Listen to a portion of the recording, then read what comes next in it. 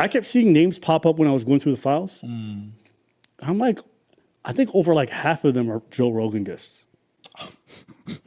You know, if you're a 70-year-old billionaire, you can't walk into a bar and leave aside the underage thing. You can't walk into a bar, and meet an 18-year-old who's, I presume, these things are facilitated, and that includes hosting, cool, exotic parties, having, attractive women, girls. One thing that we have to acknowledge is something I hear sometimes. Underage woman does not exist. There's no such thing as an overage toddler. I've seen some big ass. No, never mind. That's a very specific illicit desire to want underage people. Well, how do you even find out that someone's into that? Well, I don't think that the majority or anything close to it of the women were technically, I think it was largely young, very young, barely legal, so to speak. But, and I know that there were cases of underage, but I think most of it was just very, very young, but not like 20-year-old not girls, like 13 type thing. Like 20-year-old not girls, like 13 18-year-old girls type thing. This rewriting is so fucking disgusting because they're all pretending like most of the victims were overage. They're all rewriting this to make Trump's alliance and like relationship with Epstein more palatable. Even the people around Trump, be it like Lutnick, who lied about his relationship, claiming, "Oh, I got away from him. He's so disgusting." My wife and I decided that I will never be in the room with that disgusting person ever again because he's gross. The files come out. They kept having contact years after he claimed he cut off with that nasty man who's evil. "Oh, I can't wait to party with you, brother." And now they're doing this weird thing where they're pretending like these girls weren't underage. But if you go look up the court records, if you look up what's in the files, the vast majority of the women were underage.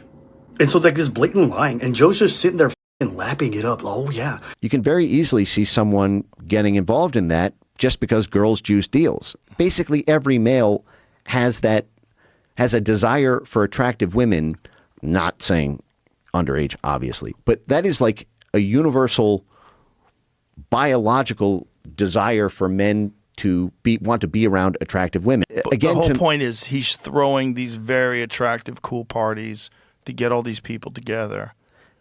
But that's what juices deals. Right. And I just think to myself, like, Joe, you already had Kash Patel on from the government. He came and lied to your face with these dumb fucking lies about Epstein, which were all proven to be untrue. Why'd they say there was thousands of hours of tapes of people doing horrible shit? Why'd they say that? Right. Didn't Pam Bondi say that? She said it literally, I think, a week before you had the FBI director sitting here telling you there was nothing, right? Kash Patel said there's nothing you're looking for. Oh, okay. Okay. I mean, what am I going to do? I'm going to push back. Right. No. I mean, what am I going to do? I'm going to push back. Right. And then you bring up this other fucking government shill, and you him off too. And it's just like, at what point is Joe, I mean, fuck it, he's sold out. It just is what it is. I mean, here they are talking about, man, it's a cool party and there's Bill Gates and, I'm sure these 14-year-old girls wanted to be around Bill Gates. Like, do they not remember that someone called Ghislaine Maxwell exists? That most of these girls were groomed by this woman for trafficking purposes so they can be used by other people, including Epstein himself? And like to hear them talk about, oh, these girls wanted to be at the party. They're fucking 14, 15. Like, what is this disgusting ass shit? Where we're watching these motherfuckers do like actual defense in real time. I don't know. Honestly, like editing through this is like pretty wild. There was one name that I'm like, wait, why is he here? Peter Attia or something like that? He's like a doctor. I've been seeing the whole Joe Rogan change for a hot minute. And then all the billionaires showing up on this thing, and then finding out most of them are part of like some ring, and it's just like, how compromised is Joe himself? Maybe Joe Rogan's show is TSA of the Epstein Island or Epstein plane. You know what I mean? You have to go through TSA, which is Joe Rogan's show, and then after that, you can go to. No. So with the Epstein stuff releasing, everyone's been spending a lot of time discussing it, but there was like two pieces of it that really stood out to me. There was this letter from this young girl. "I can't stop shaking. It's been a week. A decision was made, but I can't tell Jeffrey these things happen. Why didn't I close my eyes fast enough? The doctor was different again, I think from Israel. He has kind eyes, but didn't speak directly to me. This was different. A shot and those rod-like things had a hook so much pain. Ghislaine said to push all the pain away, I don't understand. Blood and water all over my bed, and she was right. Like a feeling when your tummy hurts and you have to push. She said to close my eyes and put her hands over my eyes, but I didn't close them because of the tiny cries. I'm so lost. And I think they're talking about a potential like aborted baby of sorts, because apparently like this guy was getting these girls pregnant and getting rid of some of the kids. That's what they're alleging in some of these files. And when you read through some of the text of like what these people were supposedly writing to themselves, allegedly, I'll read some more here. He's now controlling everything when it used to be Ghislaine, who some days acts like she hates me. Secrets of all of them. I'm tired of keeping this secret. I know people are wondering, but I can't tell. I'm exhausted. Broken promises. I don't understand why she's treating me on some days like I'm the enemy. But we lay together in bed and she is how she used to be, warm. He makes her feel my tummy, and it's so sad and confusing. Superior gene pool. Why me? It makes no sense. The piano and music comments are made to convince me this is right and will create a perfect offspring, he calls them. I don't think it works that way, and it's making me hate playing altogether, piano or viola. I'm starting to resent them both. I miss the person I was before I made into what feels like a human incubator. Now, the only reason I remember this standing out to me is I remember Jeffrey Epstein. In the birthday book, oh my God, I'm just remembering this now. This is when the birthday book came out. The birthday book came out in like September. The birthday book was a bunch of stuff that everyone who knew Jeffrey wrote to him. So you had like Donald Trump writing this like weird haiku. There were some really disgusting pictures that like described little girls. It was nasty. Honestly, it really feels like the cult shit you see in TV shows. Genuinely.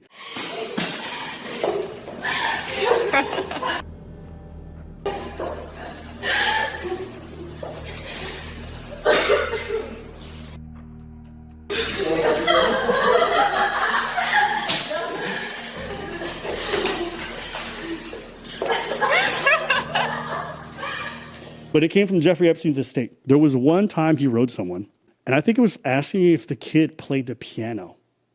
And a section was entitled Children, which appeared to show a young girl posing provocatively and playing a piano.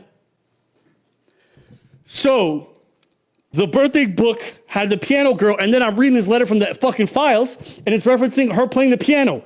So in my head, this is why this disturbed me. Because I was linking what I had previously read about Epstein and other fucking, I don't know, it was really chilling because I imagined a little girl writing that and me reading it from her, and it was like, ooh. Another page contained a hand-drawn cartoon showing two sides of Epstein, giving balloons to schoolgirls on one side and surrounded by topless women on the other. Look at this picture right there. The reason why it struck me is because you're reading a first-hand account of someone who says they were involved with Ghislaine and Epstein. And when you hear it, you really hear the prospect of the entrapment from her perspective. You know what it made me think of? Have you ever seen True Detective? If you guys have, you guys might know what I'm talking about. But throughout television for a long time, we've always had these like TV series or movies that talked about, you know, shadowy people who are incredibly rich and run some kind of pedo ring. Genuinely, when you read through some of the stuff that was in the files, it looked identical. Some of the pictures were creepy as fuck. It was just like some fat dude in a bathrobe with two young girls beside him. His boxers are out, and you just see his belly, and it just looks like somebody who's about to devour a young girl. Remember Pizzagate? Mm-hmm. There were so many emails I remember reading. That the word pizza was in there? Like, you want to get pizza? Yeah, no one can appreciate pizza like we do. It's like, y'all niggas not talking about pizza. They talk about a piece of that young ass. People are going to say, none of this has been confirmed. What it is also telling is that a lot of people who lied about knowing Epstein or still being involved with him were shown to be liars via emails that they kept sending him after the date they claimed they stopped talking to him. Elon Musk said, I never wanted to hang with Epstein. I cut ties with him 5 or 6 years after his conviction. He's like, I can't wait to party. Christmas morning, he was emailing Epstein talking about, I need to party. I need to get away from the kids. I want to be on your island. I want to go crazy. I'm going to say this. I don't care who it is. I don't care what y'all say, left, right. Don't matter none of that shit to me. I do not believe for a second that all these people who were talking to him post-conviction, going to his island, didn't know. There's so many inside jokes. It was so out in the open. You see the way that the email, the pictures, all the weird shit on the island. You'd have to be retarded to not know what the fuck's going on. They're talking about young girls walking out, him moving around with the harem. Y'all really think these people hanging out and they don't know? And you know what killed me is that they said, oh, we know there was no evidence that he trafficked to other. Who, if anyone, did Epstein traffic these young women to besides himself? Himself. There is no credible information, none, that he trafficked to other individuals. But you see all the pictures of other dudes with these young women. And it's like, what? You know how many people are actually losing their job right now overseas, being in the UK or other parts of Europe because they're in the files? And I don't mean to do this every time I'm on, but you have such a crazy power. If you don't know who this is Duncan Trussell, who's a comedian. If you're someone who watched JRE when it first started, this is like 2007, 2006.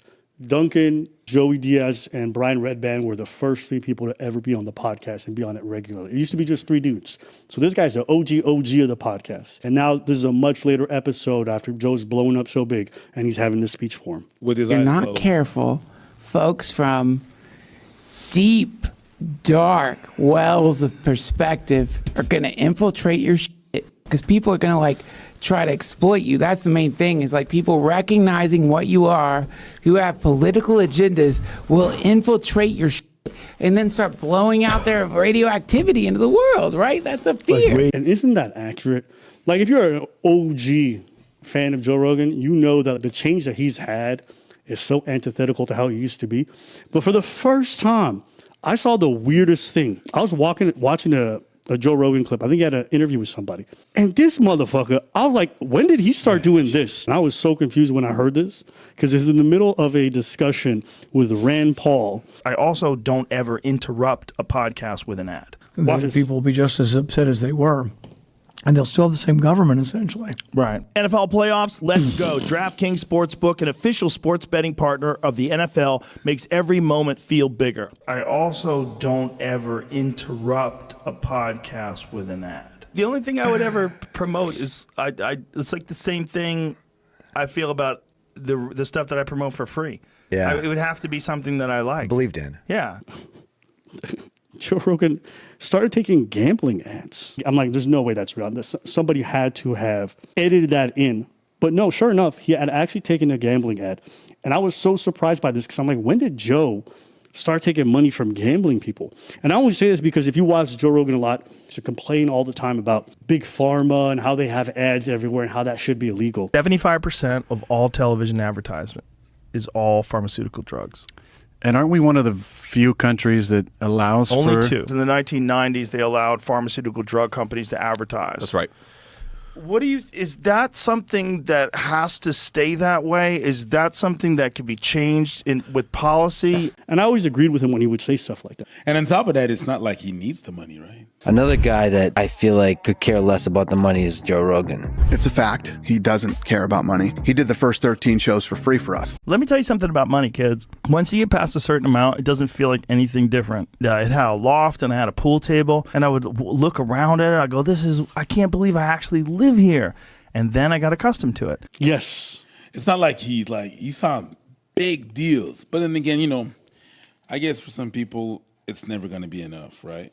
I agree with what you're saying. For some people, I would just never guess that Joe was that person. He would always talk about, like, I don't need this money. I'm not going to do anything for money. He always talks like, there's a lot of things that Joe could have done to compromise himself over the years, and he would always say no. Exit protection. If the player in your eligible NFL prop bet goes down at any point... You know what kills me, too, is like, Joe doesn't watch traditional sports. You don't watch the NFL. You don't watch baseball. So hearing him do this fake-ass ad is wild. Am I crazy to say I've never heard this side of him?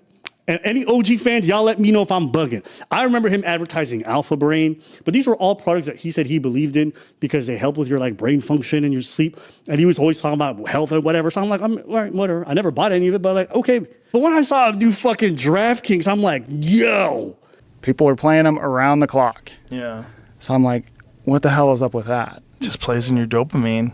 Well, and it doesn't make sense because everyone knows the house always wins. Yeah, it's not, it's like a numbing thing. They just sit there and press the buttons and press the buttons and press the buttons and hope they make money. Yeah. But that thing addicts people. I mean, that's the argument why casinos shouldn't be everywhere. because people would just everywhere they would be falling into gambling addiction. That's where it bothers me. Right. It's just like cocaine. It's just like drug abuse. It's just like the opiate problem. It's just like anything else. You and I both know people who have lost their fucking lives gambling. You see how they get, Joe Rogan. Yeah. There's no difference in the drug addict and the gambling addict. Not at all. No difference. It's just as scary, too, because they're conscious. It's like if you see the drug addict, you see him, he's shooting up or whatever it is, and you see him fainting, you go, oh, that poor bastard. But when you see a guy who's fully in the grips of gambling, trying to figure out how to get his money back, and he's all jazzed up with adrenaline, he doesn't understand why. They went, Joe, let me ask you, Joe, how many back shots would you take for $100 million that you would do an ad for DraftKings? Maybe that's what it is. And he took a whole lot of back shots. I think if you would have talked to me 8 years ago and you told me Joe would have done, I would have never believed you. Because I think I was that much of a hyper fan. Oh, you're doing ads for products on your Instagram. Never have. Yeah. Everything that I've ever put up on Instagram, unless it's my own stuff, unless it's like my fanny packs or something that I sell, anything that I've ever put on, like people accuse me of like working for Vibram's Five Finger Shoes. I'm like, no, I like them. Right. Yeah. Like, oh, you fucking shill. Like, no, that's not what I'm doing. Unless it was something I super believed in. Yeah. Then I might consider doing it, but I could never do it with some nonsense like Coca-Cola or something like that. The only thing I would ever promote is it's like the same thing I feel about the stuff that I promote for free. Yeah. It would have to be something that I like. Believed in. Yeah. And even as someone who's not been a fan for a few years now, when I saw that ad, I just went, whoa, that's weird to me. And like, you guys might not care. Maybe I don't think gambling is a big deal, which I super disagree. I think it can potentially be a big deal. Like to some people, it's bad for people. It is. It could potentially be bad for people. The same way that alcohol can be bad for people. I drink. Sure, I agree. The difference is alcohol is heavily regulated, heavily managed. Gambling is not. Yeah, but you can actually ban yourself from casinos. You can't ban yourself from liquor stores. I wouldn't say that gambling and casinos are not regulated. That's not. But you're talking about casinos. The worst part about gambling now is online gambling. But even online gambling is also regulated. Maybe not at the best, but it is. It's very poorly regulated. That's the issue. The issue is that it's poorly regulated because online gambling has gotten so bad that now even kids are getting addicted to online gambling in huge droves. It's literally infiltrating like streaming services and how they disseminate stuff to kids. I remember gambling ads used to just be a very put on television ads, and that was it. Now that it's on streaming ads, when you see Aiden Ross or Drake or Kick or all of these platforms are sustained through these gambling sponsors, whether it be gacha games or whatever the fuck it is. Gambling, for the most part, alcohol in terms of the young folks isn't the problem that it is with gambling. Okay. Gambling is wild and it's rising exponentially. And the money that they're pouring into gambling is proof of how much money they're extracting from people. I misheard you. I thought you said it was not regulated at all. Yeah, but I don't think the question is like, is it always a problem? I think the question is it an overwhelming ill on society? And I think the answer is overwhelmingly yes right now, because of how much people are falling into addiction and how much profits they're raking in from people. For example, if I go to the casino, I'm going to go there, I'm going to put my $20. I lose, I leave. I think that's not something that's going to mess up my whole finances, or I just play for the thrill. It's funny. It's fun in games. $20. So maybe there are, more people losing, but it doesn't mean that they're losing everything. There are more people losing everything. Okay. So addiction numbers are spiking through the roof. The amount of people who are foreclosing or going into huge amounts of debt for gambling is rising. Big Pharma spending over $8 billion a year advertising. That's more than the entire sum of the FDA's budget. $8 billion a year just in advertisement. Imagine how much they're making so that they can afford $8 billion just in advertising. What's different about this and doing a fucking pharma ad? What's wrong with pharma advertising these shit? There's no difference. There's no difference. And I actually think the pharma ads are very fucking weird. They are. I think they're very weird. But the idea that you're going to do like a gambling ad like this, super... When you talk to me about like pharma ads being weird, it makes me think of that Cat Williams bit. Farts with an oily discharge. It's odd. All they just rattle off all the potential side effects really fast. And this like, it's just... Millions of emails and documents linked to Jeffrey Epstein. It's now starting to appear that Joe Rogan's had a lot of people on his show that are now confirmed to have been closely linked to the predator and criminal himself. Which Yo, if you got Epstein's fucking housekeeper too, that's crazy. It's because they feel a sense of safety and protection with Joe. Not only because he never challenges these guys on anything or even questions their links to Epstein, but also because he's so easily manipulated and will believe just about anything you say to him. I will say one thing that's funny about Joe, I'll see clips of him all the time where he falls for any deep fake, any fake article, fake AI stuff. And if it wasn't for Jamie, the dude would have, he'll repost shit and then he'll go on his pod, he'll yell about it. And then Jamie's like, that's a fake article. There's people that voted for Biden that they're like, what did I do? Did you hear what he said? He was talking about the Revolutionary War. He's like, one of the reasons why we lost the Revolutionary War, one of the problems with the Revolutionary War was they didn't have enough airports. If you had any other job and you were talking like that, they would go, hey, you're done. The same stable genius that said the biggest problem we had in the Revolutionary War is we didn't have enough airports. For the record, he was referencing Trump saying that. Here's what Trump saying it in 2019. Donald Trump said something about that. And he didn't say Jesus. He said a stable genius. Let me hear what it says. In June of 1775, our army manned the airport. It ran the ramparts. It took over the airports. It did everything it had to do. Oh, okay. Yeah.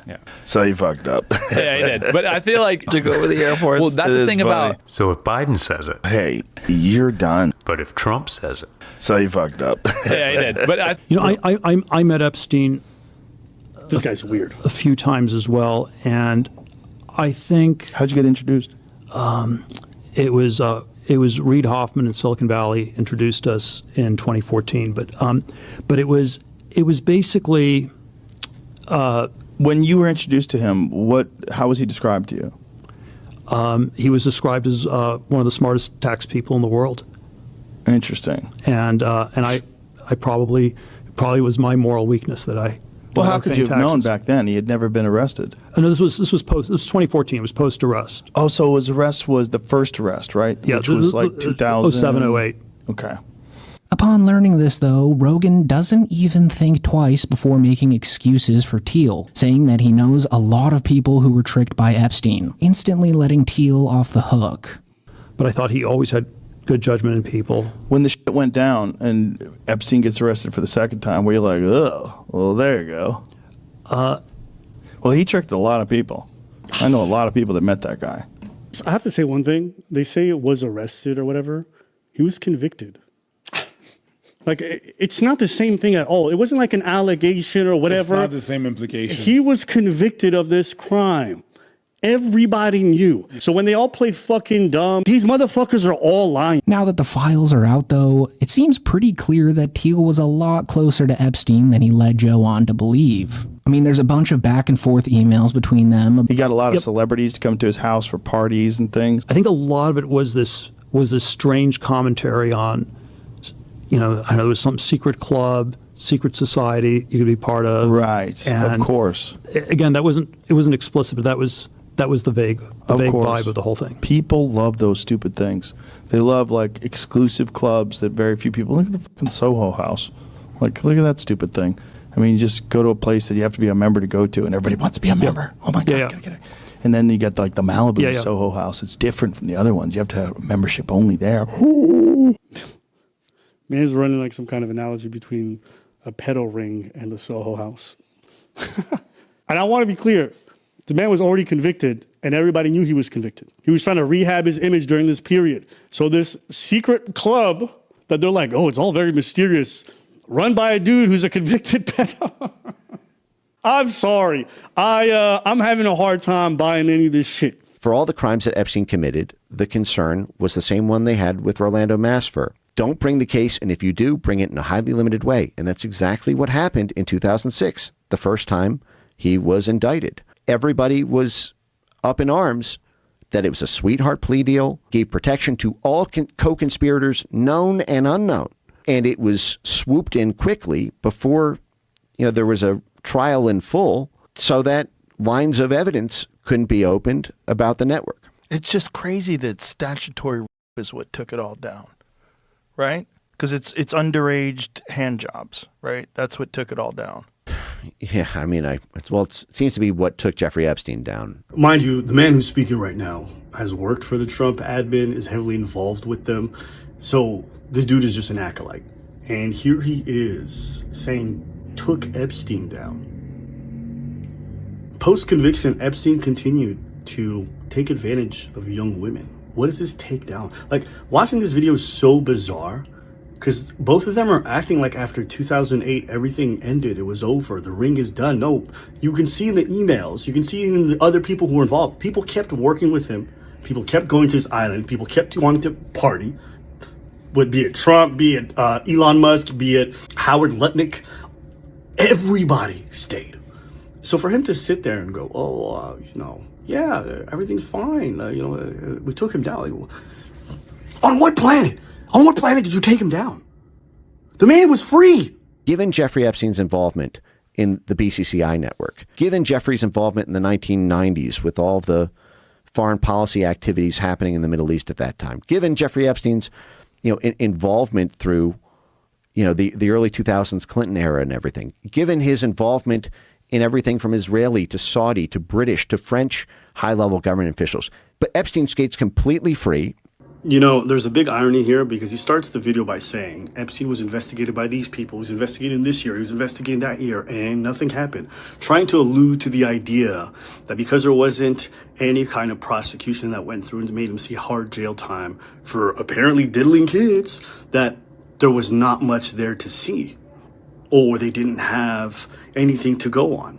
And then he uses the DynCorp situation as an example of a pedo ring being taken down. There was a similar scandal in the early 2000s with a private military contractor called DynCorp, which again runs through this Adnan Khashoggi kind of Middle Eastern network. DynCorp got in trouble for trafficking underage kids to Middle Eastern sheikhs. And I believe in the early 2000s, and I believe the reason that was alleged by Congress that they did that was to juice the deals with them. That basically, these people who were critical, if you're operating on the ground in Kuwait or, pick your Middle Eastern, country, in order to serve your purpose for the U.S. government, you need the support of the local high-level officials. They need to be happy. And there's several currencies for that. There's financial payoffs, and there's other things they might like parties and young women, especially in places where being with the very young female is not illegal. And so what DynCorp, I believe, got busted doing. But what he fails to mention is that even though the government found out about this, not a single person from that military contractor went to jail. They paid a fine and moved on. Yeah. Turns out history's pretty consistent. You may be guilty of a crime. You may be diddling kids. You may be doing it to facilitate government movements and trade deals and military contracts and whatever else it could be. And you can get away with it. And even the example he uses is further proof of that. It actually explains or gives a theory as to why Jeffrey Epstein got off.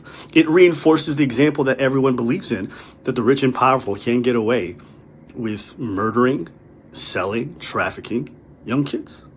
But let's start here with something that Peter Attia sent Jeffrey Epstein. He says, subject, got a fresh shipment. And then Epstein responds, me too, and there's a completely redacted image. Is that a girl? Or is this bad redactions? We don't know, although we'll find out in a second because later Peter responded to this. But Peter says, please tell me you found that picture online. Jeffrey responds, got a fresh shipment, afraid not. Peter responds, the biggest problem with becoming friends with you. The life you lead is so outrageous, yet I can't tell a soul. Why, Peter? Why can't you tell a soul? What do you think is in that redacted image? And then we get another redacted photo, right? And then some more images, and Peter says, please tell me that's not where you actually are. And Jeffrey says, you can see the gym in the middle, just me and 4. I can tell you guys they're 100% talking about women. You know what? What the fuck? No. There's some other stuff Peter Attia said, which I'm not going to get into. Remember when Tom Cruise was the weird guy? Good times. We thought that Tom Cruise was, oh my God, this guy with Kitty, it's weird. Yeah, it turns out all the weirdos in Hollywood were never the people that you would have first suspected. That hopefully Jeffrey Epstein is in town when I'm back in 2 weeks. I go into Jeffrey Epstein withdrawal when I don't see him. So guys, these two were close. Never forget, this is a convicted pedo. Peter Attia. Whoa, preach. Is that you? Oh no, P Beach.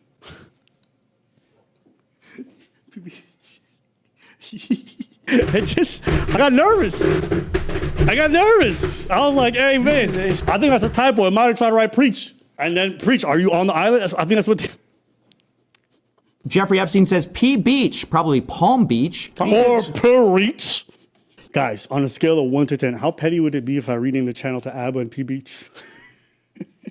Peter Attia has actually responded to this whole debacle. He says the following email is what I sent my team last night. I sent a similar version to my patients as well. You put your trust, your credibility, your hard work, what we built together, and I take that responsibility seriously. He says, I was not involved in any criminal activity. My interactions had nothing to do with his abuse or exploitation of anyone. I was never on his plane, never on his island, never present at any parties. That said, I apologize and regret putting myself in a position where emails, some of them embarrassing, tasteless, and indefensible, are now public. And he says that some of it's... Yeah. That's the problem. The problem is that, okay, maybe you never went on the island, my guy. Mm-hmm. Maybe you never went. Because there's nothing in them emails that say that you went. But you knew what was going on there, and you still stayed friends with that person is very questionable. I mean, you stay friends with somebody who's convicted of sleeping That's with a what minor. I'm saying. No, but forget. But you have pictures sent to you, my guy. Yeah, that was bad. You have proof. And you're like, oh my God, I can't even talk about that, but I have you as my friend. I'm going to look at you weird. True. And you're a doctor on top of that, my boy. So your lame ass excuse, throw that shit in the trash. He claims that his got a fresh shipment was in reference to a photograph of bottles of metformin. And then Jeffrey responded with a photograph of an... Pause. Nigga, I take metformin. That's probably why I'm on those emails anyways. But that's a pill for diabetes. That's not what that is. Yeah, maybe the picture that you sent, I got a fresh picture of metformin. But that is not what we have a problem with, is the picture that he sent you. And he's like, what the fuck is that? Shit, and then you proceeded to saying, the problem with being friends with you is that I know what you... Okay. Nah, but before you go too far, he's saying it's an adult woman that was in the picture. So we were right, it was a woman. I knew right away they were talking about girls because they were speaking in code, but it's very obvious. And he's saying it's an adult woman, which I'm like... Considering the women that he hangs around, I don't really believe that, nor I believe you could really tell. Bro. But I get it. Bro, even if it's an adult woman, having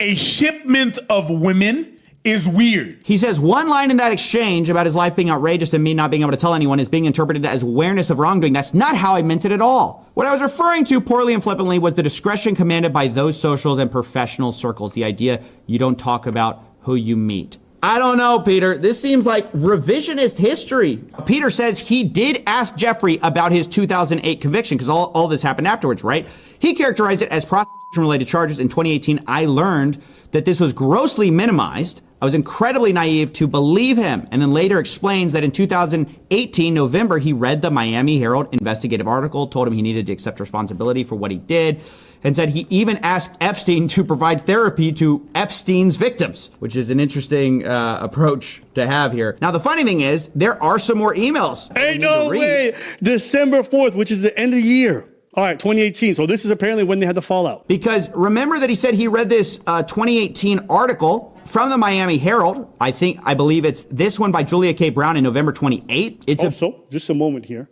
Everyone shits on journalism and journalists. The only reason we know about Epstein is because of this lady who worked at the Miami Herald. She heard about this story and did not let go, despite a lot of pressure. So the same way we talk about mainstream media and all this stuff, never forget, it's one of the mainstream media outlets. It's one of these newspapers and one of these journalists that y'all say don't exist anymore that made this story even exist to the greater public. So I just wanted to shout her out because it is a great piece of journalism that she did, and it may blow up this entire decade. But in December, Peter Attia says, home is very good, work stressful, making some changes. He asks him, what's the fallout from the recent story? Jeffrey Epstein says, same as usual, just tougher. Peter Attia says, legally, any change. Jeffrey Epstein, 0. So, I mean, I don't know. Maybe this whole you got to provide therapy to, these victims happened. I haven't seen it yet. I definitely could see it. But it's just kind of shocking. I just kind of don't buy it. Like the whole, is there any change legally? That more sounds like you're covering yourself. But maybe I could look past all of that if not for the thing we're about to see, which just in my mind is maybe the worst thing I've seen in the files. Not for its, explicitness, the amount of simping that people did for Jeffrey Epstein. Remember I said I read a book by Peter Attia. It was called Outlive. And one of the things in the book is Peter Attia kind of reflecting internally about how he's kind of been a bit, and I'm paraphrasing here, but a bit of a psycho in his life. And he needed to focus on family stuff. Is awful. I won't go too much into it, but basically his son has this horrible medical emergency. It's described in this book like this. A few months ago, Tuesday, July 11th, 2017, that date is important. At 5:45 to be exact, I received a call from Jill, my wife. She was in an ambulance with our infant son. What is relevant is that Peter Attia talks about how he stayed in New York and didn't show up because he was, quote, busy with his important work. Even today, just thinking about what happened, I feel nauseous about my behavior. I can't believe I did that to my family. Now, we find out some of the important work may have been Jeffrey Epstein, which is just, it's so dark to imagine. Remember, he says July 11th, 2017 is when this all happened. And then he says he did not come home to San Diego until Friday the following week, 10 days later. So July 11, 2017, 2 days after this happens, he's talking to Jeffrey Epstein. And they seem to be coordinating about something. Sure, what time? Jeffrey Epstein, 9:30. Peter Attia responds, sure, I can come earlier. Also, if you have a hard stop at 10, let me know. Divorce. Damn. Divorce. That's nasty. Damn. I shout out to Coffee for having that in the back pocket. Having read that book, I know he never thought it would come in handy like this. No, that's a really good detail. Your storytelling skills are great because the way you set up that punch, like I was a comedian to a guy that was telling a story, the setup was amazing. He did stand up. Shows. So he didn't go home for a medical emergency as a doctor, so he can hang out with Jeffrey Epstein. I mean, what is he gonna do? Like the son is already, he's in good hand. He's in the ambulance. Newborn. He's not gonna You're like, nah. Yeah, but you can always get another newborn. It's a newborn. You didn't get attached. Now, what does this really say? It just goes to show you that these people who live in these circles don't really seem human. That's what it is. When you read some of these stories, when you look at some of these nasty fucking pictures of these dudes in their underwear with these girls and everything involved, and it's clearly them banging underage girls. The fact that he was convicted, the fact that most of this was public information, and these folks, it is very difficult to live in these circles, to be involved in something like this, and people don't find out. Very, very difficult. And it's not like these people are trying to be secretive. You see the way they email each other, you see the kind of displays, the art stuff, how he invites a bunch of people to come to the island. How they're all I heard about this island. I would love to come on. These people are in the know. It's like the Harvey Weinstein. Y'all remember when Harvey Weinstein happened? What did happen afterwards? Everybody knew. It was an open secret. This is no different. And you could tell because a lot of the people in these positions, it'll shock people, but they're embracing it because they're proud. They enjoy this. That's why they let themselves be comfortable enough to take pictures. Polaroids, these weird fucking nasty pictures of them with these girls. They feel untouchable. All things involved. Do I think Joe knew that these guys were all in a pedo ring? I don't know. Probably not. I think Joe stopped caring. I think Joe stopped being inquisitive in a way that actually provided scrutiny. And I think Joe just doesn't really care about the effect he has. So all these people, the reason why they go on his podcast, not because they think Joe's the best. He's just a useful fucking idiot. And you see a lot of these guys getting secondhand embarrassment or they're having some regret. You see Andrew Schultz feeling bad about his interview or whatever the fuck that happened now that everything's happening. And you're realizing that billionaires, all these incredibly rich people have figured out how to turn the public and make them on their side. They've attached themselves to these personable, everyday men like Schultz or any of these guys in the sphere, and they've laundered their reputation through them.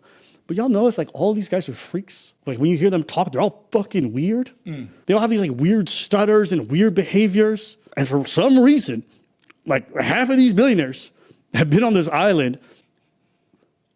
I'm just saying, if I'm in Schultz's position and some fucking billionaire wants to come on my pod, you know what the first thing that I ask myself? Why?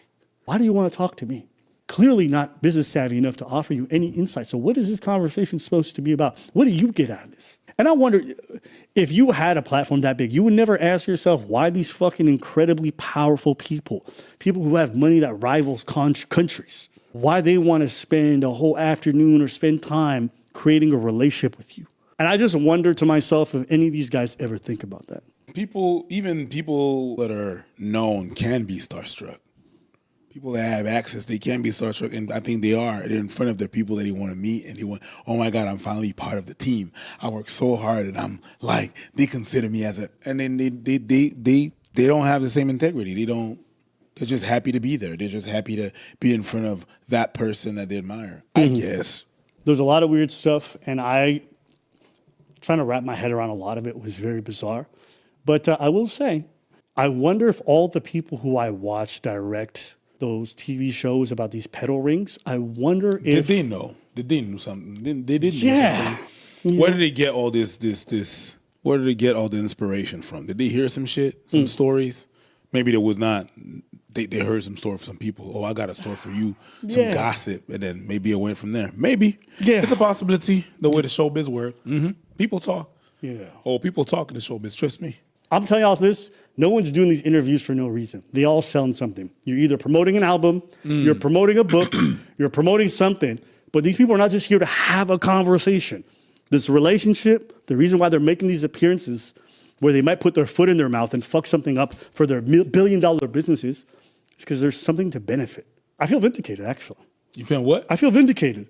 When I was giving all these people that criticism for all this fucking laundering they were doing for all these billionaires, everyone's like, oh, Abba, you got derangement syndrome, you tripping. Now that half of them are like feeling bad about it and all this shit, I feel vindicated. I'm not gonna lie. All these fucking weirdos and pedos, and Elon's no different. Elon fucking lied through his teeth. I remember the first interview of Elon on Joe Rogan wasn't like he looked like a robot. A bunch of people were saying that. It's like, yo, dude's a weirdo. And then when he had to fall out with Trump, he was like, first thing he said, he's all over the files. And this fucking was in them too. And you guys should go read this or go look at the people who've done the reporting. Or don't. When we say they're in the files, it's not like they said, happy birthday. No. These people are like, I want to party with you. I want to visit your island. I want to have the wildest times. There's pictures of underage girls everywhere. They even had to hide some of the videos because some of them was just straight up like him raping young girls. So just be mindful. This is not like, oh, allegedly or something. No. In those files, there's clearly some people who did it with some kids.